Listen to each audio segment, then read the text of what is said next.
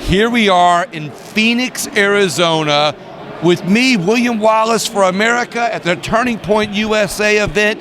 But a Louisiana guy finds another Louisiana guy who's not Louisiana anymore. You're Tennessee, but now in Phoenix, from Louisiana. Welcome to the show, Jonathan Koeppel. How are you? Indeed, I am still a Louisiana man. You know, I hear Florida man a lot, but we don't hear Louisiana man enough. So, from fellow Louisiana native to another one, it's good to see you. Well, I love it. Thank you very much. I was lucky to see you passing by, and I went, whoa, I know this guy. Yeah, I know. It's good to see you. It's been a while. It has been a while. It's been a minute, but you did some great things in Louisiana, and now you're circling back a little bit with me. Let's talk about a couple of things that you did. I'm gonna prompt you. Okay. You wrote, you had an article on the school board. You got real active in fixing things, and now you're still fixing things, which is why you're here, correct? Yeah, so in brief, like I was a public school teacher during COVID and the gender wars. I call it the gender wars. It's kind of like the Star Wars Clone Wars, because at some point the war ends and then we just move on with life and people go back to sanity. So I was in the height of that. I disagreed with the federal government saying that there's infinite genders, and I didn't want the boys and the girls in the locker room. So some of the stuff I was saying against what the government was pushing went viral, and eventually I got fired. I sued the school board. Next thing you know, there's a whole new wave of school board members that get elected for that next election. Shook up the St. Tammany Parish school system, shook up some national school systems, and now I'm just shaking and baking. Like honestly, like I could go for some fried catfish right now. I'd rather shake and bake some catfish, honestly. So man, let's shake and bake. We know that. Talladega Nights, right? I knew we were going to have some fun on this. Yeah. So in Nashville, does a Louisiana guy, do you get to walk your alligator in Nashville? So yeah, in fact, you can't see this, but I got my snakeskin boots on. I love it. I caught this one down the bayou, and the alligator's locked up. You know, we went for a walk this morning, and they had this very nice woman who's Pomeranian came by, and we snapped at it, but you know, I pulled back the gator, and yeah, we're good. So now I'm curious now, when a Louisiana guy travels around with your pet alligator, is there like a license that you can get that, like people get service dogs? Yeah. Do you have a service alligator? So well, the thing is, my alligator identifies as a Chihuahua, and so that's been working in the more liberal cities, and it's been doing well. But now, Jonathan, you fought against wokeism and identification. You fought against, that in schools when you're back in Louisiana, but now you're using it to get along with that alligator. I learned something from the leftists, is that sometimes you can use things to your advantage. And, that's good. That's real good. Yeah, and so it's benefiting me a lot having my alligator identify as a Chihuahua. And then when they argue with me, I say, hey, dude, this is you're bigoted, you're anti-alligator, you're anti-reptilian.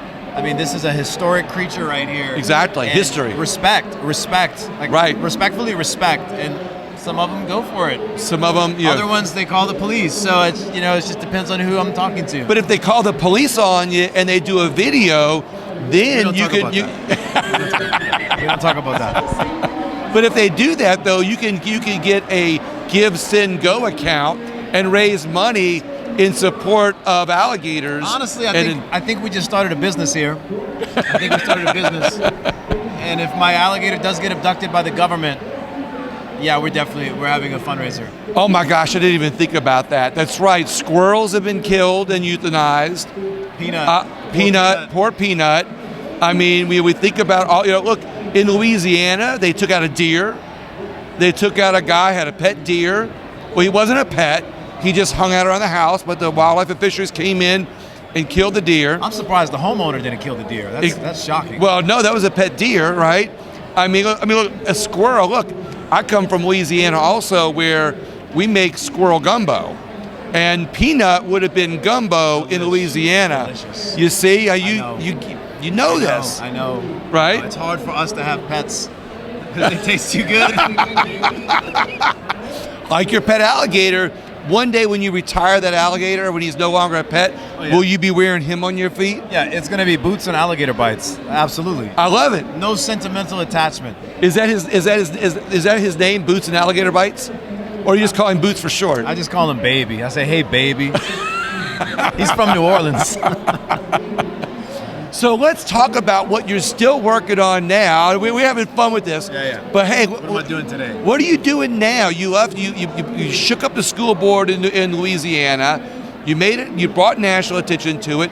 I think that you shaking it up put focus on getting more people to do the right thing. So St. Tammany gets noticed for what you did, and now future people running for office in the future for school board almost have to live up to your standards. Would you agree to that? Well, I think now you have very involved families. Parents are very involved in the school system like never before. People are now unafraid. They're fearless when it comes to showing up at a meeting and voicing their opinions. And that's not just parents, but that's bus drivers, that's the janitors, that's the cafeteria workers, it's everybody. So now there's a level of bravery, there's a level of accountability that never existed before, and that's really cool to see.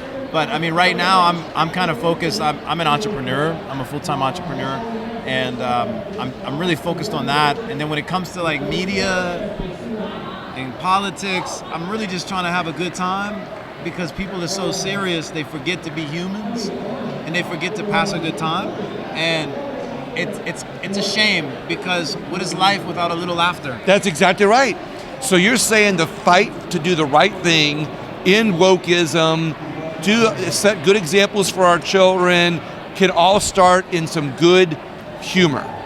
Well, I mean, calling a man a woman, that's kind of funny in itself, but I think we do need to be a little more lighthearted on some things, and that's going to be very helpful, just to stay balanced and grounded, because if you get all wrapped up in the wokeism and the leftism, it's just, I hate to say it, but it's just mental retardation of your brain. That's a big word. Some people might not like it. I'm sorry, but I mean, words are words and they have meanings, and I really intend to, if I say something, I mean what I say. And what's happening is I'm watching people's brains. It's like they're putting their brain in a blender, and it's ridiculous. So I think people need to chill out a little bit. Yeah, there's serious stuff going on, but like, let's remember, we still got to live with each other. We have to live. Exactly. I still have to go to Walmart. Right. I got to put gas in my car with other people that don't think like me. So at some point, we have to remember we're all human beings, and come on, man, put a smile on your face. I love it. So sometimes humor is what you're saying can be a common equalizer. It can be an equalizer to be able to help bring more people to the table to talk about the reality or the absurdity in some of the things that we're talking about, to be able to, where we can laugh and solve problems. Yeah, I mean, laughing helps. The Bible says a merry heart doeth good like medicine. So in some ways, a lot of people are sick and they need a little laughter. I love this. I think I can end with that. Oh, that's awesome. Well, I want people to watch out for you. Yeah. Watch the good things you're doing. Or do you have a social media that people can see? Add Jonathan Koeppel. Okay. For now. All right. I'll put the spelling up later, and I'll put a little attachment on some things where people can link up with. People that were educated in Louisiana, we have trouble spelling, so we're gonna see about this. Oh, wait a minute, but look, Cade Brumley will tell you something different. Louisiana's moving up. We're not last anymore. So, well, as the great prophet once said, if you're not first, you're last. So, Cade, get it together. Let's keep that going up. All right, guys. Share the video with somebody in Louisiana and nationwide that wants to bring laughter and make that the common denominator. Here we are at TPUSA event. I got a lot more interviews coming up, so stay tuned.